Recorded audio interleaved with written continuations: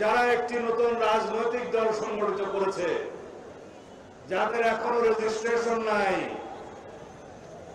তারা অনেক আবেগ তাড়িত হয়ে অপরিকল্পিতভাবে এমন সব রাজনৈতিক কর্মসূচি দিচ্ছে, সেই রাজনৈতিক কর্মসূচির কারণে আজকে সারা বাংলাদেশ অবলোকন করলো জাতির যারা গণ অভ্যুত্থানের অগ্রসেনানী তাদের উপরে পতিত ফ্যাসিবাদী শক্তি হামলে করছে।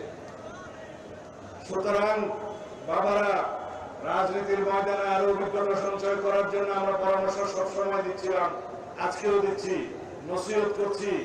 আমরা তোমাদের উজ্জ্বল ভবিষ্যৎ কামনা করি, কিন্তু যেভাবে তোমরা যাচ্ছ, যেভাবে এনসিপির আমরা এই কর্মসূচির ধরন দেখছি, তাতে করে আমরা একটা মেসেজ পাচ্ছি যে কোনো না কোনো বাহানায় এমন কোন অবস্থা সৃষ্টি করা যাতে করে বলতে পারে যে সরকার কোনো কিছু নিয়ন্ত্রণ করতে পারছে না, এই সরকার নির্বাচন কিভাবে দিবে।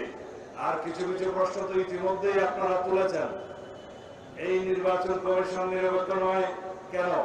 শাপলা প্রতীক না দিলে কি নির্বাচন কমিশনের বিরুদ্ধে অঙ্গুলি তোলা যায়? জাতীয় প্রতীকের মার্কা ছাড়া কি বাংলাদেশে আর কোনো মার্কা ছিল না? এই প্রশ্ন তো আমরাও করতে পারি।